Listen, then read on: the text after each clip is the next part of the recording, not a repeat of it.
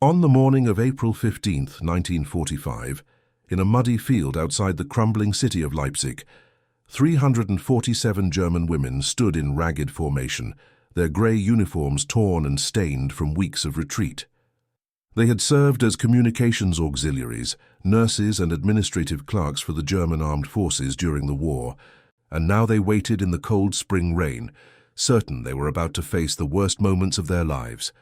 Across the field, engines rumbled as a convoy of American trucks approached, and when the vehicles stopped and the doors opened, the women saw their captors for the first time. The soldiers who jumped down from those trucks were members of the 361st Infantry Regiment, and they were African American servicemen. Several of the German women began to weep. Others clutched at each other, their faces pale with terror. They had been told stories, fed propaganda for years about what these men would do to them. They believed, with absolute certainty, that they were about to experience horrors beyond imagination. They could not have been more wrong. Before we dive into this story, make sure to subscribe to the channel and tell me in the comments where you're watching from. It really helps support the channel. What happened over the following weeks would transform not only these women, but would challenge everything they had been taught to believe about race, humanity, and the nature of the regime they had served. This is the story of how kindness became the most powerful weapon of all, how men who had faced discrimination and hatred in their own country chose to respond with dignity and compassion, and how that choice shattered the foundations of an ideology built on lies. The journey that brought these two groups together began years before that rainy morning in Leipzig, and to understand what happened between them, we must first understand who these people were and the worlds they came from. Helga Braun was 23 years old in April of 1945. She had grown up in Munich, the daughter of a schoolteacher and a housewife, in a modest apartment near the English Garden.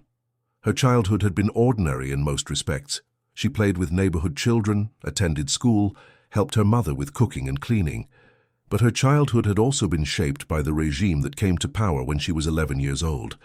She remembered the parades, the flags, the songs they learned in school. She remembered the way her teachers began to speak about certain people, about races and bloodlines, and the natural order of things. She remembered when Jewish families in her neighborhood began to disappear, and how the adults around her spoke of it in hushed tones or not at all. By the time Helga was 18, she had internalized much of what she had been taught.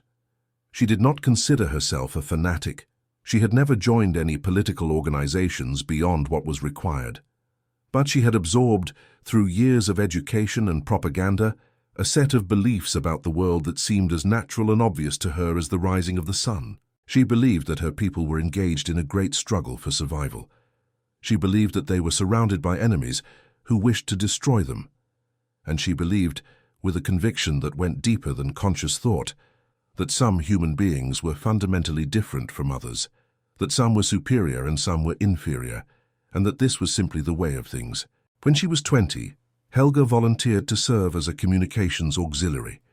She was assigned to a signals unit in France, where she spent 2 years transcribing messages and operating telephone switchboards. She was good at her work, efficient and reliable, and she took pride in contributing to what she still believed was a noble cause. She made friends among the other women in her unit. They shared quarters, meals, complaints about the food and the cold and the boredom. They talked about home, about boys they had known, about what they would do when the conflict ended. They did not talk much about what was happening around them, about the reports that filtered back from the Eastern Front, about the things they sometimes heard through the communication channels they operated. They had learned not to ask questions. By early 1945, Helga's unit had been pushed back into Germany itself. The retreat was chaotic and terrifying. They moved constantly, always just ahead of the advancing forces, sleeping in barns and cellars and sometimes in open fields. They heard artillery in the distance, saw the smoke of burning cities on the horizon. They began to hear stories about what happened to German soldiers and civilians who fell into enemy hands. Some of these stories came from official sources, from the propaganda broadcasts they still occasionally received. Others came from refugees they encountered on the roads, from wounded soldiers they helped to transport. The stories were horrifying. They spoke of atrocities, of brutality, of treatment too terrible to describe. And then there were the specific warnings about American forces, and most particularly about the African American soldiers who served among them. These warnings played on fears and prejudices that had been cultivated for years. They painted pictures of savage men, barely human, who would show no mercy to German women. They used words like monsters and beasts. They suggested that capture by these soldiers would be worse than anything else that could happen. Helga believed these warnings. Why would she not? They fit perfectly with everything she had been taught about the hierarchy of races and the nature of those who occupied the lower rungs. When her unit was finally overtaken and captured near Leipzig, and when she saw who had captured them, she felt certain that the worst of the stories was about to come true. Sergeant James Washington was 31 years old in April of 1945. He had grown up in Birmingham, Alabama, in a small house on the south side of the city, the second of 6 children. His father worked at a steel mill, his mother took in laundry, and James had learned from an early age what it meant to be a black man in the American South. He had learned to step off the sidewalk when white people approached, to lower his eyes, to say sir and ma'am, to make himself small and invisible when necessary. He had learned where he could go and where he could not, which water fountains he could drink from, which doors he could enter. He had learned that the law would not protect him, that justice was a word that meant different things depending on the color of your skin. But James had also learned other things. His mother had taught him to read before he started school, and books had opened worlds to him. He read about history, about science, about places far from Birmingham where things were different. He read about Frederick Douglass and Booker T. Washington and W.E.B. Du Bois. He began to understand that the way things were was not the way things had to be, that the rules he lived under were not laws of nature, but choices made by men, and that choices could be changed. James was a good student, and he dreamed of going to college, of becoming a teacher or a lawyer, or maybe even a doctor. But there was no money for college, and in 1933, in the depths of the Depression, even the steel mill job disappeared, and his father took whatever work he could find while his mother washed more laundry for less money. James left school at 16 and went to work himself, hauling boxes and sweeping floors and doing whatever needed to be done. When the conflict in Europe began, James saw an opportunity. The military offered steady pay, training, and the chance to see the world beyond Birmingham. He enlisted in 1942, hoping that serving his country might also open doors that had always been closed to him. He hoped that if black men fought alongside white men, if they proved their courage and their worth, things might begin to change. What he found in the military was something more complicated. Black soldiers served in segregated units, led mostly by white officers who often held the same prejudices as the civilians back home. They were given the worst assignments, the oldest equipment, the least respect. They were told constantly, in ways both subtle and direct, that they were not really soldiers, that they were not really men, that they should be grateful for the opportunity to serve in any capacity at all. But James also found brotherhood. He found men like himself, who had come from Alabama and Georgia and Mississippi and New York, men who had faced the same indignities and carried the same hopes. They trained together, complained together, supported each other through the long months when it seemed they might never see actual service.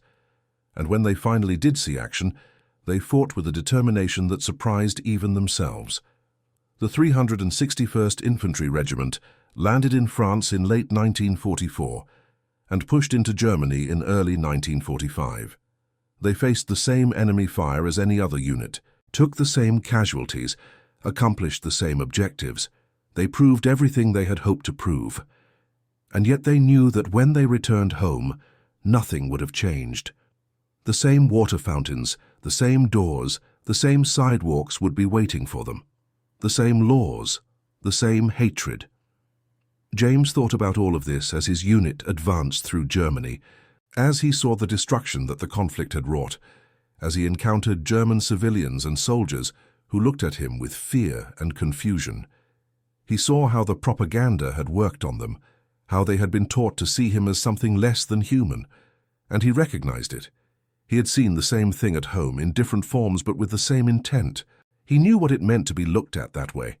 He could have responded with anger. He could have responded with brutality. Some would have said he had earned the right. But James had learned something in his 31 years that the propaganda on both sides could never acknowledge, that hatred diminishes the one who holds it as much as the one it is directed against, and that the only way to break its cycle is to refuse to participate. This was the man who stepped down from the truck that rainy morning in Leipzig and looked across the field at 347 German women who were certain he was a monster. The processing of the captured auxiliaries began immediately, but not in the way the women had feared. They were escorted to a collection of farm buildings that had been converted into a temporary holding area. The buildings were damaged but intact, offering shelter from the rain.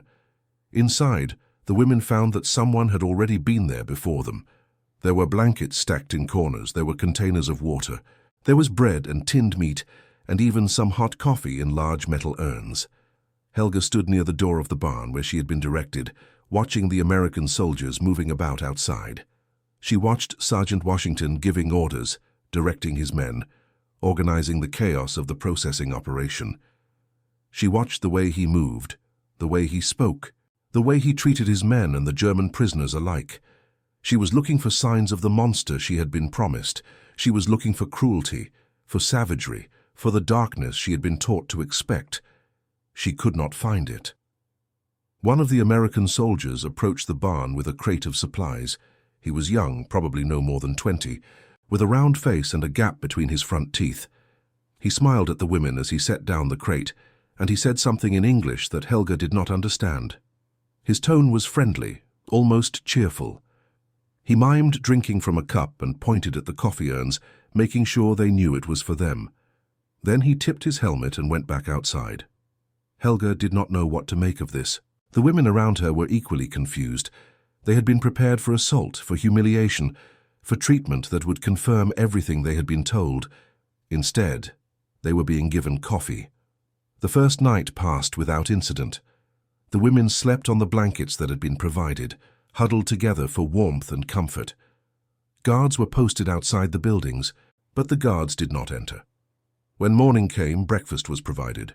It was not much, just more bread and some kind of porridge, but it was more food than many of the women had seen in weeks, and it was distributed politely by soldiers who nodded and smiled and seemed to expect nothing in return. On the second day, the women were processed more formally. They were interviewed one by one, asked for their names, their units, their positions. The interviews were conducted through translators, and they were brief and businesslike. No one was threatened. No one was harmed. The women who were identified as medical personnel were separated and told that they might be asked to help care for wounded soldiers.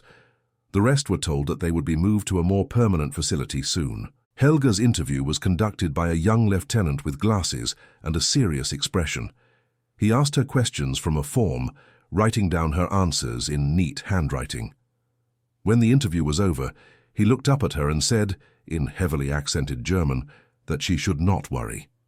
He said that they were not animals, that she would be treated fairly, that the conflict was almost over, and soon everyone could go home. Helga returned to the barn in a state of confusion that bordered on distress. She had been prepared for the worst, had steeled herself for it, and now that the worst had not come, she did not know what to feel. It was easier in some ways when she believed the propaganda. It made the world simple. It told her who was good and who was evil, who deserved compassion and who did not. Now the lines were blurring, and she did not know where she stood. Over the following days, as the women waited to be transported to a permanent facility, they had more contact with their captors. Some of this was necessary and official, interactions related to food and water and medical attention. But some of it was less formal. The soldiers were curious about the women, and some of the women were curious about the soldiers, and despite the circumstances, human nature began to assert itself. Sergeant Washington made a point of checking on the prisoners regularly. He walked through the buildings, asked if there were any problems, made sure supplies were adequate. He did not speak German, but he had a way of communicating that transcended language. He was calm and steady, and his presence seemed to reassure rather than threaten. The women began to recognize him, to expect his visits. Some of them began to lose their fear. One afternoon, Helga was sitting outside the barn taking advantage of a break in the rain when Sergeant Washington walked by. He stopped and looked at her, and she looked back at him, and for a long moment neither of them spoke. Then he reached into his pocket and pulled out a chocolate bar. He held it out to her, not demanding anything, not expecting anything, just offering it. Helga hesitated, then took it. She said danke, the only word she could think of, and he nodded and walked away. Such a small thing, a chocolate bar. But Helga sat there holding it and felt something shift inside her. She had been taught that this man was a monster, that his people were barely human. And here he was, offering her chocolate, not because he wanted something from her, not because he was trying to trick her, just because he had it and she did not, and he thought she might like it. She thought about what she had been taught, really thought about it perhaps for the first time. She thought about the words that had been used, the images that had been shown, the stories that had been told, and she thought about what she was seeing now, what she was experiencing, the reality in front of her that did not match the propaganda. Either the propaganda was wrong, or her own eyes and ears were lying to her. One of those things had to be false. Helga was not stupid. She was not evil. She was a young woman who had been raised in a particular time and place, who had absorbed the beliefs of her environment as young people do, who had not had the opportunity or the inclination to question them. Now she was being forced to question them, not by argument or persuasion, but by simple experience. The man who gave her chocolate was not a monster. That was a fact. And if that fact was true, then what else that she had been taught was false. This same process was happening throughout the group of prisoners. Women who had been terrified were becoming confused, and confusion was giving way to curiosity, and the first glimmers of something that might eventually become understanding. They watched their captors and tried to reconcile what they saw with what they had been told. They could not do it. The two realities were incompatible. There was a woman named Ursula, a nurse from Berlin, who had a particularly dramatic change of perspective. Ursula was older than most of the other women, nearly 40, and she had served in military hospitals since the beginning of the conflict. She had seen terrible things, injuries and suffering that had marked her deeply. She had also absorbed even more fully than some of the younger women the racial ideology of the regime. She had heard lectures on the subject during her training, had read papers on so-called racial hygiene, had come to believe that the classifications she had been taught were based on science and fact. When Ursula saw who had captured them, her fear was tinged with something like disgust. These were the Untermensch, the subhumans, the bottom of the racial hierarchy. She could not understand how they had been allowed to serve as soldiers, to carry weapons, to have authority over German women. Even as she feared what they might do, she felt insulted by their presence. But Ursula was also a nurse, and within a few days of their capture, her skills were needed. A group of wounded German soldiers had been found in a nearby cellar, men who had been left behind in the retreat and had been slowly succumbing to their injuries. The American unit had taken them in, but their own medics were overwhelmed. They asked for volunteers among the German medical personnel to help with the care. Ursula volunteered. She told herself it was because she wanted to help her countrymen, and that was true. But she was also curious, unable to resist the opportunity to see more closely how these Americans operated. What she saw astonished her.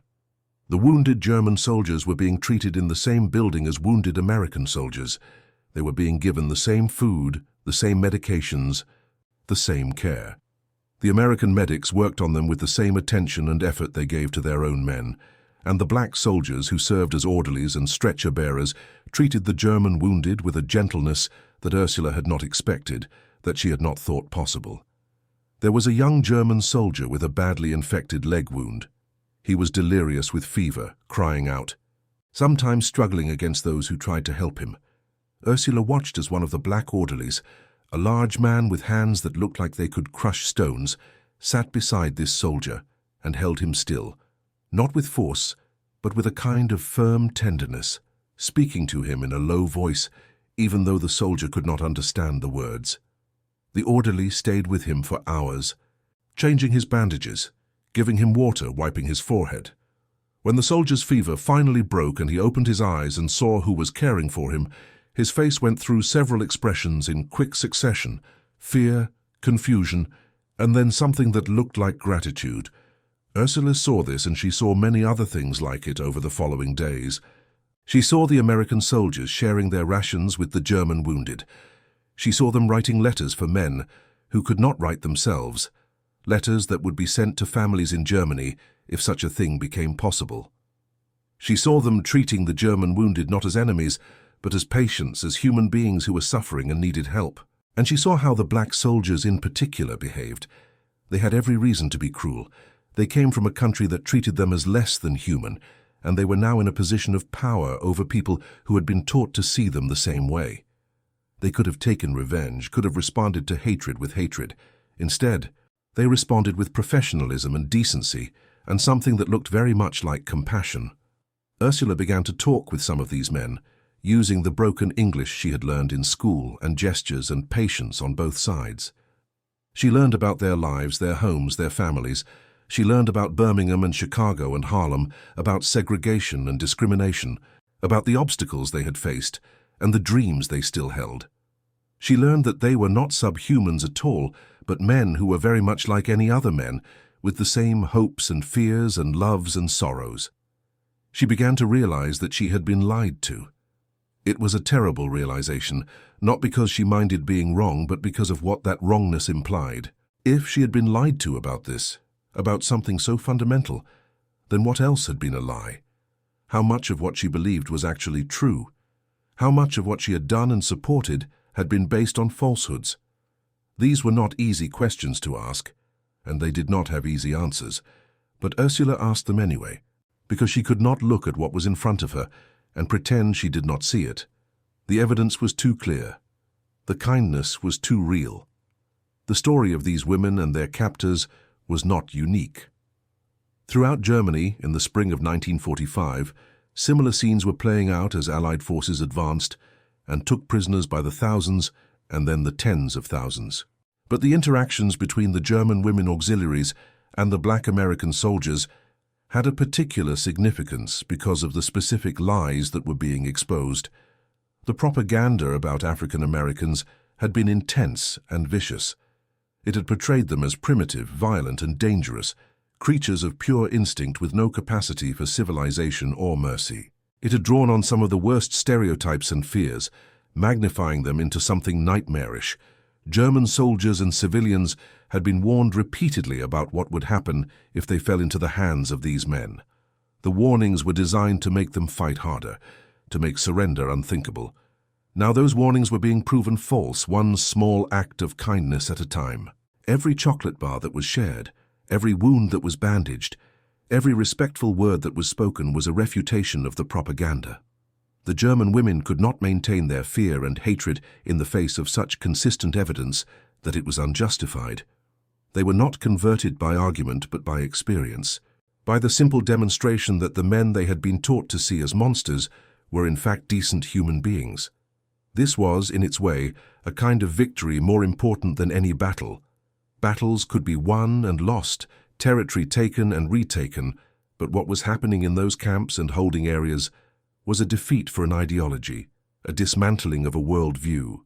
The women who went through this experience would never fully go back to what they had believed before.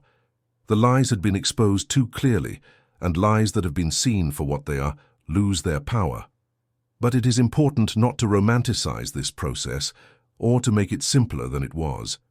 Changing deeply held beliefs is difficult and painful. It requires admitting that you were wrong, that you were fooled, that you participated in something terrible. Many of the women resisted this admission for as long as they could. They looked for ways to explain away what they were seeing, to fit it into their existing worldview, to avoid the full implications of its meaning. There was a woman named Monica, who had been particularly fervent in her beliefs. She had been a youth leader before joining the auxiliaries, had given speeches and organized events, had been praised by her superiors for her dedication and enthusiasm. She had truly believed, more deeply than most, in the ideology she had been taught.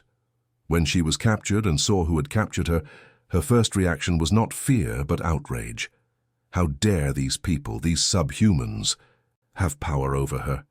It was an inversion of the natural order, an abomination. Monica maintained this attitude for longer than most of the other women. She refused to eat the food provided by the Americans, refused to speak to them, or even look at them when possible. She kept herself apart, nursing her anger and her disgust, telling herself that everything she was seeing was a trick, a deception, that the true nature of these creatures would reveal itself eventually. But days passed, and the true nature did not reveal itself, or rather it did reveal itself, and it was not what she expected. The soldiers remained professional and courteous. They did not abuse their power. They showed no signs of the savagery she had been promised, and Monica began to notice other things as well. She noticed the way the black soldiers were treated by some of the white American soldiers, the casual disrespect, the petty cruelties. She heard comments, saw gestures, recognized the same kind of contempt that she herself had been feeling. And she realized something that disturbed her deeply. The white Americans who treated the black soldiers with such contempt believed the same things about them that she did. They believed that these men were inferior, less than fully human, not deserving of respect or dignity. They believed this even though these men were their fellow soldiers, even though they had fought and risked their lives alongside them. The prejudice was the same. The hatred was the same. But the black soldiers did not respond to this prejudice and hatred the way Monica would have expected. They did not become the savage creatures they were believed to be. They did not fulfill the stereotypes. Instead, they went about their duties with a discipline and a self-control that put the lie to everything they were supposed to be. They were better than the people who looked down on them. They were more civilized, more humane. Monica began to see the absurdity of the beliefs she had held. If these men were subhuman, if they were incapable of higher feelings and behaviors, then how could they possibly act with more decency than the people who considered themselves superior? How could they show more kindness, more self-restraint, more honor? It did not make sense, unless the entire theory was wrong, unless the idea of racial hierarchy was not a scientific fact but a lie, a story told by those who wanted to justify their cruelty and their power. This realization came to Monica slowly, painfully, resisted at every step. But it came. And when it finally arrived in full, when she could no longer deny what she was seeing and what it meant, she wept. She wept for the lies she had believed. She wept for the things she had done and said in service of those lies. She wept for the people she had hated and despised for no reason other than that she had been told to hate and despise them. She wept because she saw clearly, perhaps for the first time in her life, and what she saw was terrible. Sergeant Washington found her crying outside one of the buildings. He did not ask what was wrong. He did not try to comfort her with words. He simply sat down nearby and waited, a silent presence that was not intrusive, but not indifferent either. After a while, Monica's tears subsided. She looked at him, this man she had hated without knowing him, and she tried to find words. Her English was poor and his German was non-existent, but she said, "I am sorry," and she meant it in a way that went far beyond the simple words. Washington looked at her for a long moment. Then he nodded. He did not say that it was all right because it was not all right, and they both knew it. But he acknowledged what she had said, accepted it for what it was worth. Then he stood up and went back to his duties, leaving Monica alone with her changed understanding of the world. Not all of the women went through such dramatic transformations. Some maintained their prejudices throughout their captivity and beyond. Beliefs that have been held for a long time and are tied to one's identity are not easily surrendered, and some people will cling to them no matter what evidence is presented. But many of the women did change. Many of them emerged from their captivity with a different understanding of the world and their place in it, an understanding that would shape the rest of their lives. The question of why the black American soldiers behaved as they did is important to consider. They were not saints. They were ordinary men with ordinary flaws, men who got angry and frustrated, and sometimes did things they regretted. But in their treatment of these German prisoners, they consistently chose to act with restraint and decency, and this requires explanation. Part of the answer has to do with military discipline. The American military had rules about the treatment of prisoners, and these men were soldiers who followed orders. But discipline only goes so far in explaining behavior, especially when violations would have been easy to hide and punishments unlikely. These men did not just refrain from atrocities, they actively showed kindness. That goes beyond discipline. A deeper part of the answer has to do with who these men were and what they had experienced. They knew what it was like to be judged by the color of their skin, rather than the content of their character. They knew what it was like to be seen as less than human by people who did not know them. They knew the pain of prejudice, the injustice of being hated for what you are rather than what you do. And perhaps because they knew these things, they were determined not to inflict them on others. Perhaps they understood, in a way that those who have never experienced discrimination cannot fully understand, that responding to hatred with hatred only perpetuates the cycle. Perhaps they wanted to be the ones who broke it. There was also something to prove. These men had fought for the chance to serve, had overcome obstacles that should not have existed, had demonstrated their worth again and again only to be told it was not enough. Here was an opportunity to prove something else, something that mattered perhaps even more than battlefield courage. Here was an opportunity to prove that they were not what the propaganda said they were, not what the racists at home and abroad believed them to be. Here was a chance to demonstrate, through actions that could not be denied, that they were men of honor and humanity. They took that chance. And there may have been something else as well, something harder to name but no less real. These men were about to return to a country that would not treat them as the heroes they were. They would come home to the same segregation, the same discrimination, the same water fountains and doors and sidewalks. They knew this. They knew that their service would not change it, not quickly, maybe not ever in their lifetimes.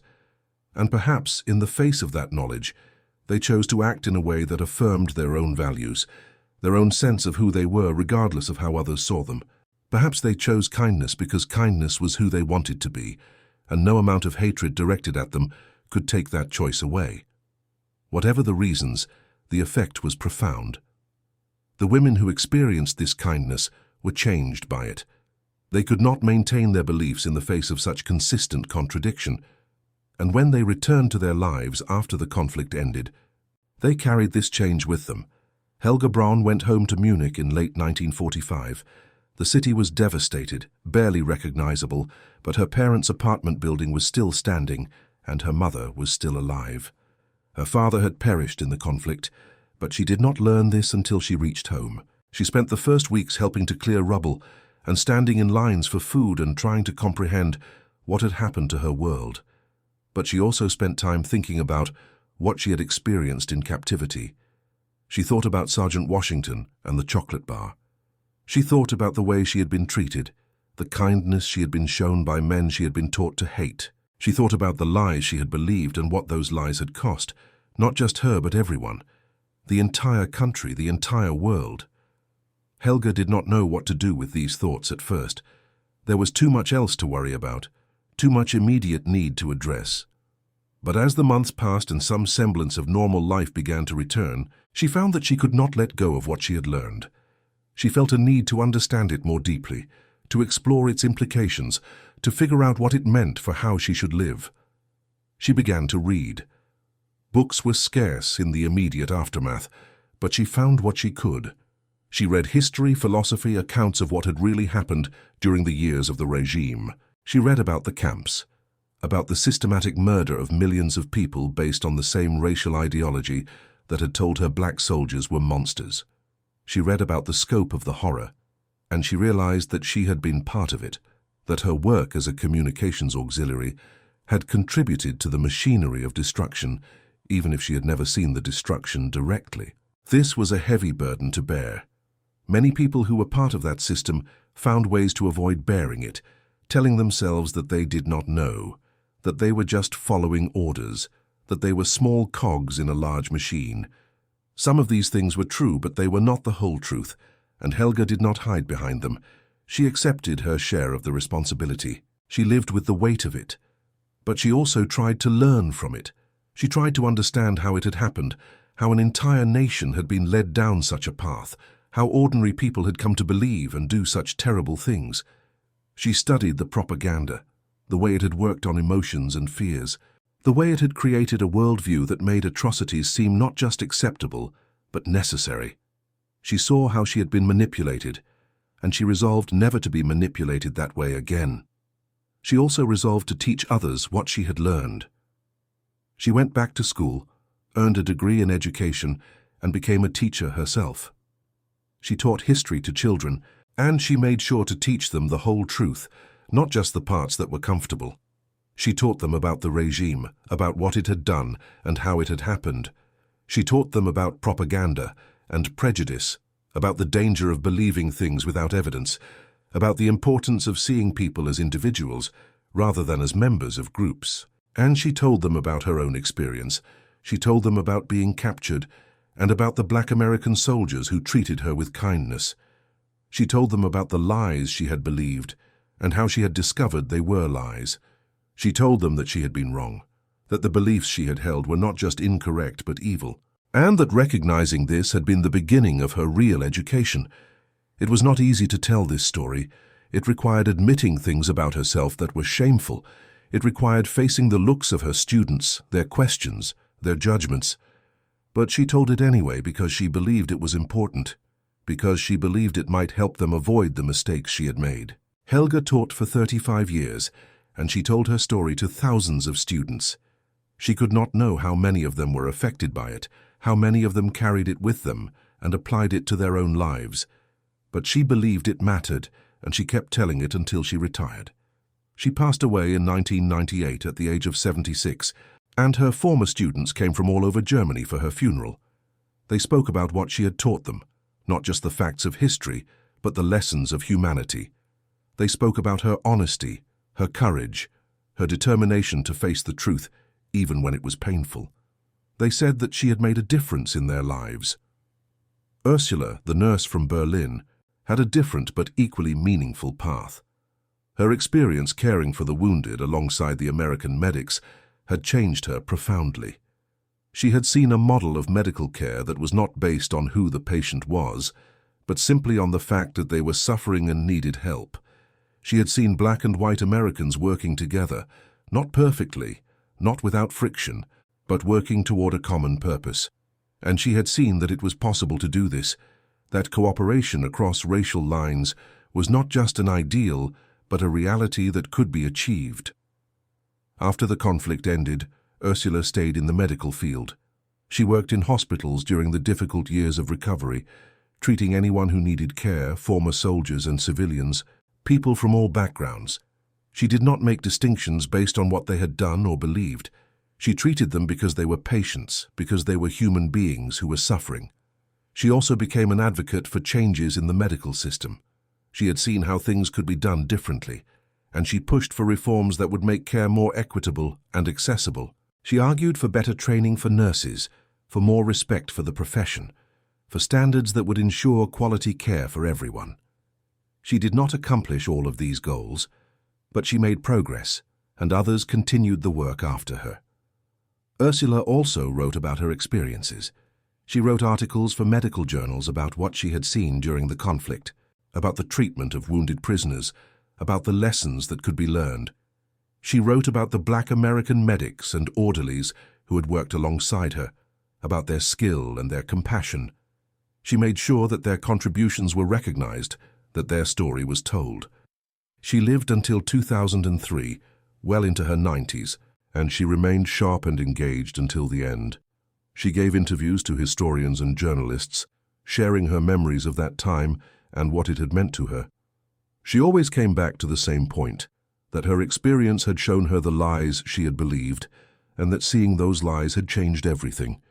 She said that she was grateful for it, despite all the horror and suffering, because it had allowed her to become a better person than she would otherwise have been.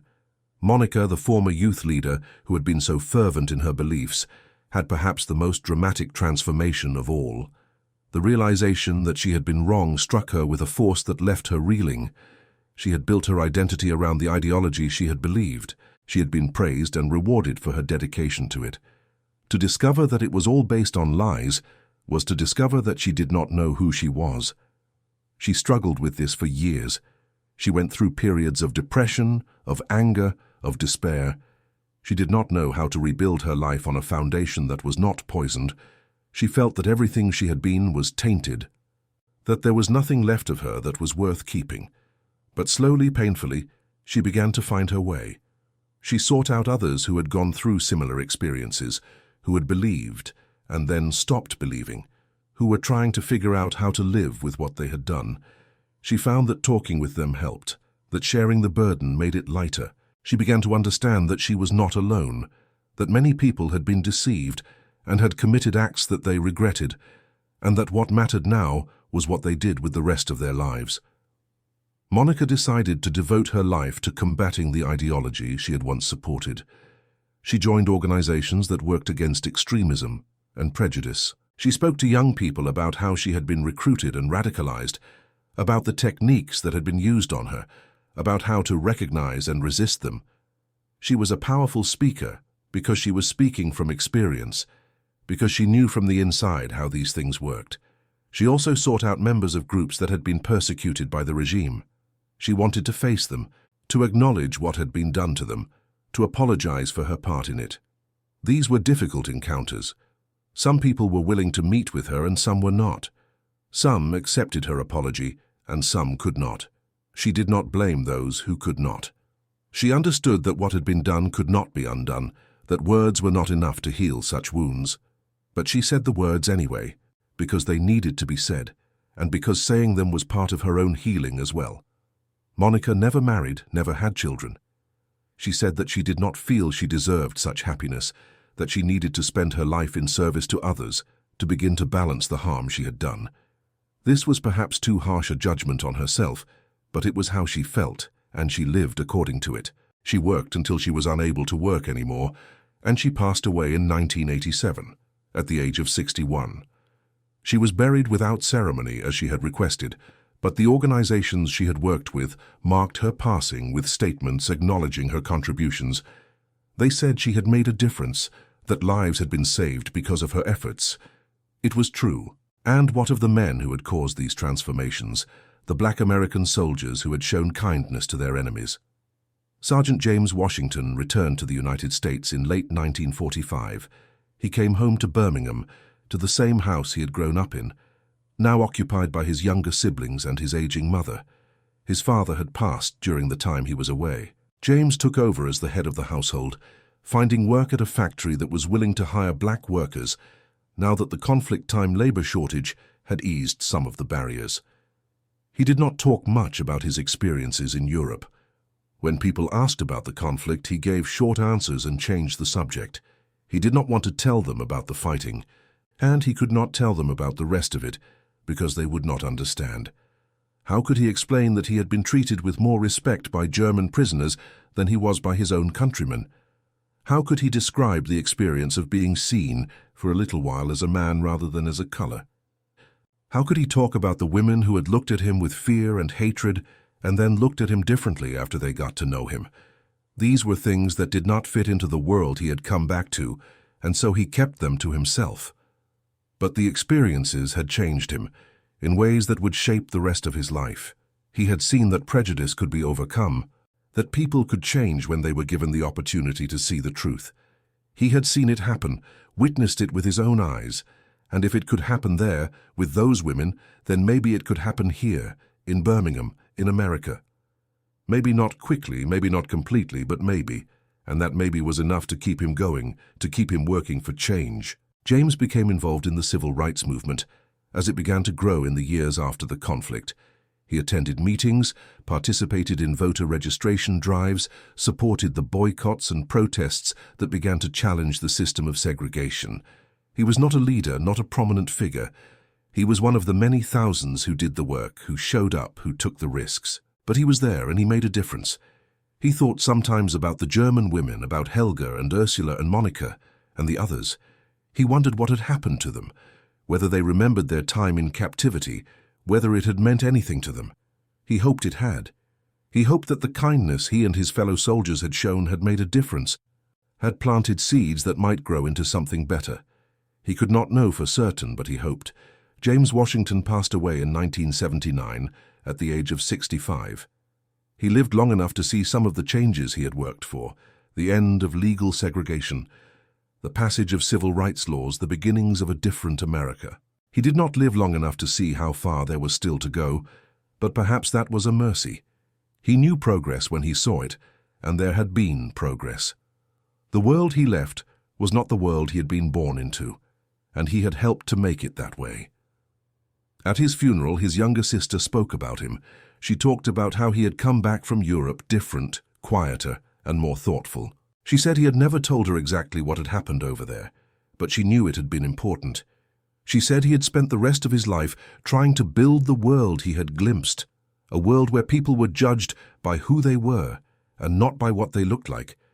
She said he believed it was possible because he had seen it happen, if only for a moment, in a muddy field in Germany.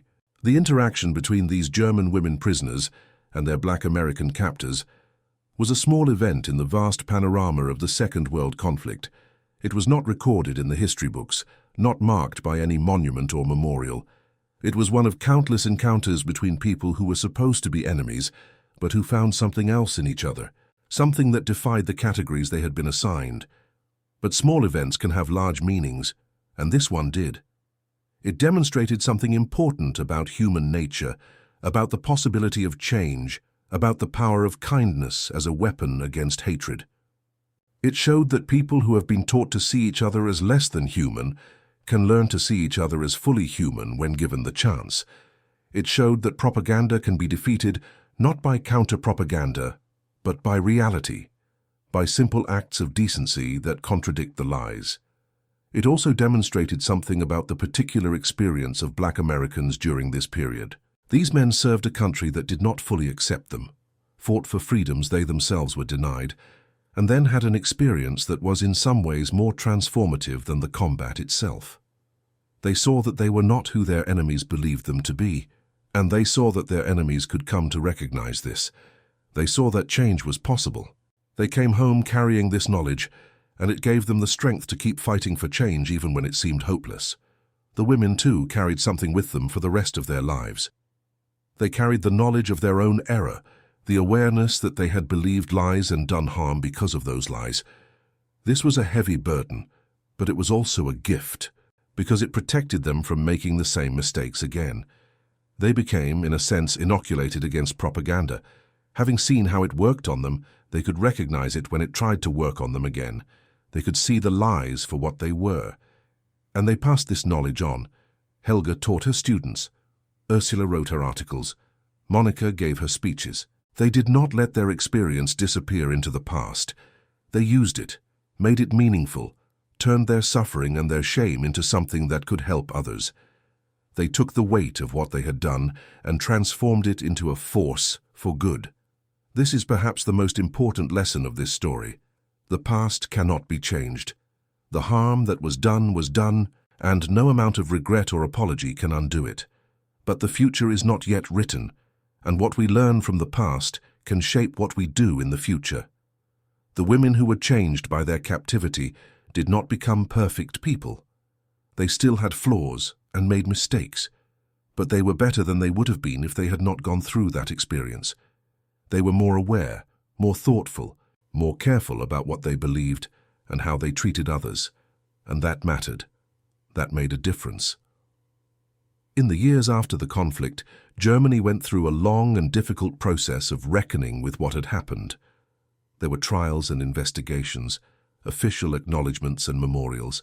There were arguments about how much the ordinary people had known, how much they were to blame, how to balance justice with the need to rebuild. These questions were never fully resolved, and they continue to be debated today. But underneath the official proceedings, there was another kind of reckoning happening, a personal and private one that took place in the hearts and minds of individuals. People who had lived through that era had to figure out what to do with what they had experienced, what they had believed, what they had done. Some denied and evaded, unable to face the truth. But others faced it, as painful as that was, and tried to learn from it. The women who had been prisoners of the black American soldiers were part of this reckoning. Their experience gave them a particular angle on what had happened, a particular understanding of how the ideology had worked and how it had failed. They saw that the racial hierarchy they had been taught was not a fact, but a fiction, not science, but propaganda. They saw that the people at the bottom of that hierarchy were in fact fully human, as capable of kindness and dignity as anyone else. They saw that the entire edifice of beliefs they had been taught was built on lies. This seeing was a painful gift. It hurt to receive it, and it hurt to carry it, but it was valuable beyond measure, because it was true. In a world full of lies, truth is the most precious commodity there is. These women were given a piece of truth in that muddy field in Leipzig, and they spent the rest of their lives trying to be worthy of it. The legacy of this encounter extended beyond the individuals involved. It became part of the larger story of how Germany reckoned with its past, how it rebuilt itself as a society that explicitly rejected the ideology that had led to such catastrophe. The women who told their stories contributed to this process. They helped to create a culture in which propaganda was questioned rather than accepted, in which the humanity of all people was affirmed rather than denied. This legacy also became part of the larger story of America's struggle with its own racial issues. The black soldiers who served in the Second World Conflict came home with a determination to claim the rights they had fought for. They became part of the civil rights movement, contributing their experiences and their commitment to the fight for equality. The encounter with the German women was a small part of their story, but it was a moment when they saw that their dignity and humanity could be recognized even by those who had been taught to deny it. This gave them hope, and hope gave them strength. We live today in a world that is still shaped by these events and their aftermath. The Second World Conflict ended almost 80 years ago, but its lessons are not obsolete. Propaganda still exists. Prejudice still exists. Hatred based on race and religion and nationality still exists. The techniques that were used to create monsters out of men are still being used, in different forms and different contexts, but with the same intent. The story of the German women and the black American soldiers reminds us that these techniques can be defeated. It reminds us that people can change when they are given the opportunity to experience reality rather than propaganda. It reminds us that kindness is a powerful force, that decency matters, that treating people with respect and humanity can transform them in ways that violence and cruelty never can. It also reminds us that we all have the capacity for both good and evil, that ordinary people can believe terrible things and do terrible things if they are manipulated in the right ways. This is a warning to be taken seriously. It means that we must be vigilant about what we believe and why we believe it. It means that we must question the stories we are told, especially the stories that encourage us to see other people as less than human. It means that we must think for ourselves and take responsibility for our beliefs and our actions. The women in this story did not choose to be captured by black American soldiers. They did not choose to have their beliefs challenged and their worldview shattered. It happened to them and they had to deal with it as best they could. But we can make a different kind of choice. We can choose to expose ourselves to people who are different from us, to experiences that challenge what we think we know. We can choose to question the propaganda, to look for the reality beneath the lies. We can choose to be open to change. This is not easy. It is uncomfortable to have your beliefs challenged. It is painful to admit that you were wrong. It is difficult to change the way you see the world and the people in it. But it is possible. The women in this story did it. They were ordinary people, not heroes or saints, and they managed to see past the lies they had been taught and recognize the humanity of those they had been told to hate. If they could do it, so can we. In the end, this story is about hope. It is about the hope that people can learn and grow and change. It is about the hope that kindness can triumph over hatred, that truth can triumph over lies, that our common humanity can triumph over the categories that divide us. This hope is not naive or sentimental. It is grounded in reality, in things that actually happened, in people who actually lived. It is a hope that has been earned. James Washington showed kindness to women who had been taught to see him as a monster. He gave them chocolate and treated them with respect, and did not take revenge for the hatred they had directed at him. He did this because of who he was and what he believed, because he wanted to be a man of decency and honor, regardless of how others saw him. Helga Braun accepted that chocolate and felt something shift inside her. She questioned what she had been taught and began the long process of understanding how wrong it had been. She became a teacher and spent her life helping others avoid the mistakes she had made. Ursula learned that medical care should be given to all who need it, regardless of who they are. Monica turned her shame and regret into a force for fighting the ideology she had once supported. Each of them, in their own way, took what they had experienced and used it to make the world a little better than it would otherwise have been. This is what we can learn from their story. This is what we can take from it and apply to our own lives. We can choose kindness. We can question propaganda. We can recognize the humanity in those we have been taught to hate. We can change, and in changing, we can help others to change as well. We can break the cycle of hatred and begin to build something better. The muddy field in Leipzig is long gone now, built over with houses and roads and all the apparatus of modern life. The people who stood in that field are almost all gone too, passed into history along with the conflict they lived through. But what happened there still matters.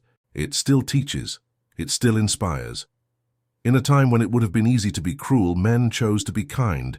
In a moment when hatred would have been understandable, they chose compassion. And in doing so, they changed lives, including their own. They demonstrated what is possible when we refuse to let propaganda define us, when we insist on seeing each other as human beings rather than as categories, when we choose to break the cycle rather than perpetuate it. This is their legacy. This is what they left behind.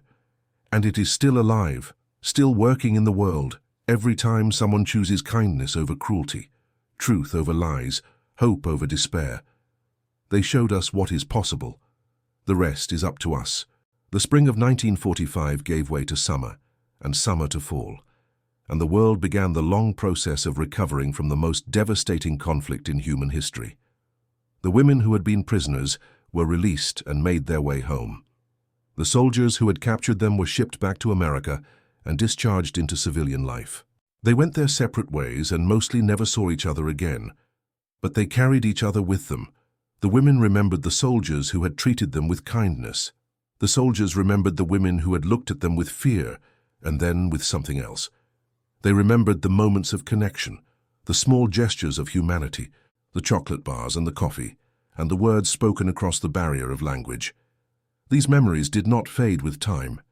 If anything, they grew more vivid, more significant, as the years passed, and the full scope of what had happened became clear. The women understood better and better what it meant that they had been treated humanely by men they had been taught to see as monsters. The soldiers understood better and better what it meant that they had been seen, if only briefly, as men rather than as colors. They did not talk about these things publicly for the most part. They were private memories, personal experiences that did not fit easily into the public narratives about the conflict. But they talked about them to their families, to their close friends, to the people they trusted with the deepest parts of themselves, and in this way the story spread. Helga told her children about Sergeant Washington and the chocolate bar. She told them about the fear she had felt and how it had dissolved in the face of simple human kindness. She told them that she had been wrong about many things when she was young, but that she had learned, and that learning was the most important thing she had ever done. James told his nieces and nephews about the German women who had looked at him like he was a monster and then stopped looking at him that way. He told them that he had learned something important from that experience, that people could change if they were given the chance to see the truth. He told them to keep working for change even when it seemed impossible, because he had seen the impossible happen. These stories were passed down through generations, becoming part of family lore, part of the fabric of how these families understood themselves and the world. They were not always told in full. Details were lost or changed over time, but the essence remained that once, in a muddy field in Germany, in the chaos of the end of a terrible conflict, some people had found something unexpected. They had found that the lies they had been told were lies. They had found that their enemies were human. They had found that kindness was stronger than hatred. This essence is what matters. This is what survives the erosion of time and the fading of memory. The names and dates and specific details may be forgotten, but the truth that was discovered in that field will endure. It is a truth about human nature, about our capacity for change, about the power of simple decency. It is a truth that applies not just to that time and place, but to all times and places, including our own. We tell these stories because they matter. We tell them because they teach us something about who we are and who we can be. We tell them because they give us hope, not a naive hope that ignores the reality of human evil, but a grounded hope that recognizes our capacity to overcome it. We tell them because they remind us that the future is not determined, that we have choices, that what we do matters. The women who stood in that field nearly 80 years ago made choices. They chose to see what was in front of them, rather than what they had been told to see. They chose to question their beliefs, rather than cling to them in the face of contradictory evidence. They chose to change, and in changing they chose a different future for themselves and for those they would touch. The soldiers who captured them also made choices. They chose to be kind when they could have been cruel. They chose to see their prisoners as human beings rather than as enemies to be humiliated. They chose to demonstrate through their actions that the propaganda about them was false, that they were men of dignity and honor. These choices rippled outward, affecting others who affected others still, down through the years to the present day. We are the inheritors of these choices. We live in a world that was shaped by them, along with countless other choices made by countless other people in countless other moments. And now it is our turn to choose. We can choose to believe the propaganda or to question it. We can choose to hate those who are different from us or to see them as fellow human beings. We can choose to be cruel or to be kind. We can choose to perpetuate the cycle of hatred or to break it. These are the choices that define us, that determine what kind of world we will leave to those who come after us. The story of the German women and the Black American soldiers does not tell us what to choose. That would be too easy, and this is not an easy matter. But it shows us what is possible when people choose well. It shows us the transformative power of truth and kindness and common humanity.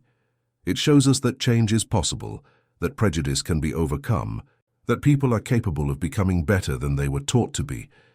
This is a gift from the past to the present. It is a reminder that the struggles we face are not new, that others have faced them before us and have prevailed.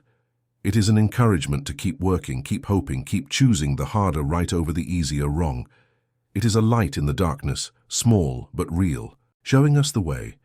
The spring rain that fell on that field in Leipzig has long since soaked into the earth and evaporated into the sky and fallen again somewhere else. The people who stood in that rain are gone, or nearly gone, their lives lived and their stories told. But what they did there remains. It remains in the descendants who carry their memories. It remains in the changed minds and opened hearts. It remains in the possibility that was demonstrated, the proof that lies can be defeated and hatred can be overcome. It remains in us if we choose to let it.